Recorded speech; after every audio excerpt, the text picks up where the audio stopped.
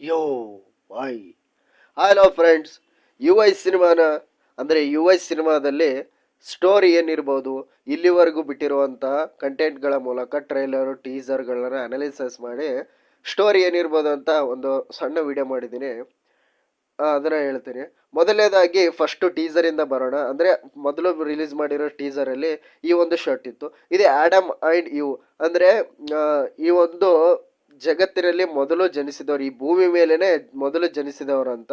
So ಹೀಗಾಗಿ ನಂತರ ಹಂಗೆ ಕ್ಯಾಮ್ರಾ ಹೋಗ್ತಾ ಹೋಗ್ತಾ ಆ ಒಂದು ಊರನ್ನ ತೋರಿಸ್ತಾರೆ. ಆ ಊರಿನಲ್ಲಿ ಅನೇಕ ಅಂದರೆ ಗಂಡನು ಕೂಡ ಅಲ್ಲೇ ಪಕ್ಕದಲ್ಲಿ ಅವ್ರ ಮಕ್ಳ ಮುಂದೆನೇ ತಯಾರು ಮಾಡ್ಕೊತ, ಪ್ರಾಣಿನ ಹಿಂಸೆ ಮಾಡ್ಕೊತ, ಎಲ್ಲರೂ ಅಂದರೆ ಅವರು ಉಗ್ರವಾದಿಗಳು ಅಂತಲೂ ಹೇಳ್ಬೋದು. ಆದರೆ ಆ ರೀತಿಲಿ ಅವರು ಒಂದು ಸಿಟಿಲಿ ಯಾರು ಭಯವಿಲ್ಲದೆ ಇರ್ತಾರೆ. ಆ ಸಮಯದಲ್ಲಿ ಒಂದು ಅಂದರೆ ಈ ಫುಲ್ಲು ಒಂದು ಏನಂತಾರೆ, ಕುದುರೆಯ ಮೇಲೆ ಸವಾರಿ ಮಾಡ್ಕೊಂಡು ಬರೋದು ನಿಮ್ಗೆಲ್ರಿಗೂ ಗೊತ್ತಿರೋ ಹಾಗೆ ಕಲ್ಕಿ ಅಂತ ಹೇಳೋದು. ಮತ್ತು ಈ ಒಂದು ಫ್ರೇಮ್ನ ನೋಡಿದಾಗ ಇಲ್ಲಿ ಐ ಲವ್ ಯು ಸತ್ಯ ಅಂತ ಇದೆ. ಅಂದರೆ ಸತ್ಯ ಅನ್ನೋ ಕ್ಯಾರೆಕ್ಟ್ರು ಉಪೇಂದ್ರ ಅವರ ಪ್ಲೇ ಮಾಡ್ತಿರೋಂಥ ಕ್ಯಾರೆಕ್ಟ್ರು, ಅಂದರೆ ಕಲ್ಕಿ ಅನ್ನೋ ಕ್ಯಾರೆಕ್ಟರ್ ಅಂತಲೇ ಹೇಳ್ಬೋದು. ಯಾಕೆಂದರೆ ಈ ಎಲ್ಲ ಅಂಶಗಳು ನೋಡಿದಾಗ ನಿಮ್ಗೆ ಕಲ್ಕಿ ಯಾವ ರೀತಿ ಇರ್ತಾನೆ, ನಾವು ಇಷ್ಟು ದಿನ ಎಲ್ಲೆಲ್ಲಿ ಓದಿದ್ದೀವಿ ಎಲ್ಲ ಕಡೆ ಕೂಡ ಕಲ್ಕಿ ಒಂದು ರೆಫರೆನ್ಸ್ ಯಾವ ರೀತಿ ಇತ್ತು ಅದೇ ಥರ ಇದೆ. ಅಂದರೆ ಒಂದು ಊರಲ್ಲಿ ಜನಿಸಿ ಬರ್ತಾನೆ, ಒಂದು ಏನೋ ಒಂದು ಕಲಿನ ಸಂಹಾರ ಮಾಡೋಕ್ಕೆ ಬರ್ತಾನೆ. ಸೊ ಹೀಗಾಗಿ ಇದನ್ನು ರೆಫ್ಲಿಕೇಟ್ ಮಾಡೋ ರೀತಿಯಲ್ಲಿ, ಕಲ್ಕಿನ ರೆಫ್ಲಿಕೇಟ್ ಮಾಡೋ ರೀತಿಯಲ್ಲಿ ಈ ಒಂದು ಟೀಸರ್ ಇತ್ತು. ನಂತರ ಬಿಟ್ಟಿರೋವಂಥ ವಾರ್ನರು, ನಿಮ್ಗೆಲ್ರಿಗೂ ಗೊತ್ತಿರೋ ತುಂಬ ದೊಡ್ಡ ಸೌಂಡ್ ಆಗಿರೋದು ವಾರ್ನರು.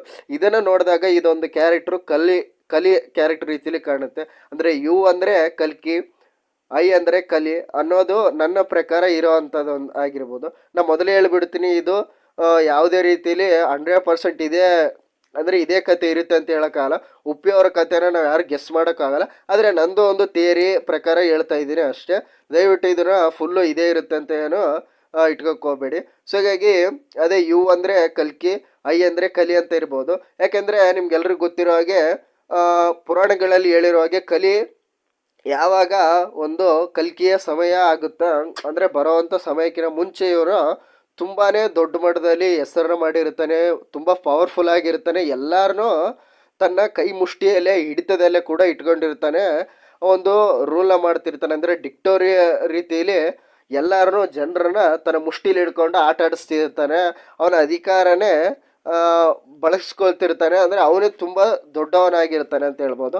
ಮತ್ತು 2040ರಲ್ಲಿ ಯಾವ ರೀತಿ ಆಗುತ್ತೆ, ಈ ಒಂದು ಪ್ರಪಂಚ ಯಾವ ರೀತಿ ಹದಗೆಡುತ್ತೆ, ಸತ್ತಿದ್ರು ಕೂಡ ಒಂದು ಊಟಕ್ಕಾಗಿ ಯಾವ ರೀತಿ ಬಡ್ದಾಡ್ತಿದ್ದಾರೆ, ಎಷ್ಟೇ ಕಷ್ಟ ಆದರೂ ಕೂಡ ಫೋನ್ ನೋಡೋದ, ಕ್ರಿಕೆಟ್ ನೋಡೋದ ಬಿಡ್ತಿಲ್ಲ, ಅನ್ನಕ್ಕಾಗಿ ಧಾರಾಕಾರ, ನೀರಿಗಾಗಿ ಬರ ಅಂತ ಈ ರೀತಿ ಎಲ್ಲ ಅಂಶಗಳನ್ನು ತೋರಿಸಿದ್ದಾರೆ, ಜಾತಿ ಧರ್ಮ ಅನ್ನೋದನ್ನು. ಆದರೆ ಅದೆಲ್ಲ ಒಂದು ಕಾಮನ್. ಉಪಿಯವರ ಸಿನಿಮಾದಲ್ಲಿ ನಾವು ನೋಡಿದಾಗ ಇವೆಲ್ಲ ಕಾಮನ್ ಅಂಶಗಳು, ಇದೇನು ಹೊಸ ಥರ ಅಂತ ಹೇಳೋಕ್ಕಾಗಲ್ಲ. ಬಟ್ ಯಾವ ರೀತಿ ತೋರಿಸಿದ್ದಾರೆ ಅಂತ ನೋಡಬೇಕು.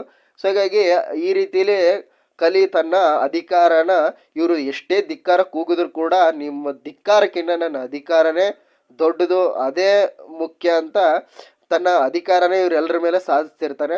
ಸೊ ಇಂಥ ಸಂದರ್ಭದಲ್ಲಿ ಎಲ್ಲ ಅಂಶಗಳು ಮುಖ್ಯ ಆಗ್ತವೆ. ಸೊ ಹೀಗಾಗಿ ಕಲಿ ಈ ಎಲ್ಲ ರೀತಿಲಿ ಹೇಳ್ತಿರ್ತಾನೆ ಅಂತಲೇ ಹೇಳ್ಬೋದು. ಎಲ್ಲರನ್ನ ತನ್ನ ಹಿಡಿತದಲ್ಲಿ ತಗೊಂಡು ತನ್ನ ಅಧಿಕಾರನ ಚಲಾಯಿಸ್ತಿರ್ತಾನೆ. ಫುಲ್ಲು ಕಾರು ಗೀರು ಎಲ್ಲ ಒಂದು ಮಾಡಿಫಿಕೇಷನಲ್ಲಿ, ಅಂದರೆ ಅಪ್ಡೇಟ್ ವರ್ಷನಲ್ಲಿ ಇರ್ತಾನೆ. ಆದರೆ ಇವ್ರು ನೋಡಿದ್ರೆ ಮುಖಕ್ಕೆ ಹಾಕಿರೋ ಮಾಸ್ಕ್ರೆ ಅಲ್ಲೂ ಕೂಡ ಹಾಕ್ಕೊಂಡಿದ್ದಾರೆ.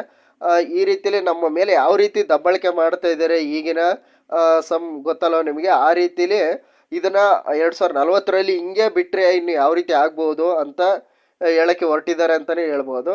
ಇದು ಯು ಅಂದರೆ ಕಲ್ಕಿ, ಐ ಅಂದರೆ ಕಲಿ ಅಂತ ನನ್ನ ಪ್ರಕಾರ ಇರ್ಬೋದು. ಯು ಆ್ಯಂಡ್ ಐ ಅಂದರೆ ನೀನು ಮತ್ತು ನಾನು, ಅದು ಕೂಡ ಆಗುತ್ತೆ. ಬಟ್ ಅಂದರೆ ನೀನು ಮತ್ತು ನಾನು ಅಂದರೆ ಎದುರು ನಿಂತಾಗಿ ಇನ್ಯಾರು ಇರ್ತಾರೆ, ಯು ಕಲ್ಕಿ, ಐ ಕಲಿ, ಈ ರೀತಿಲಿ ಇರುತ್ತೆ.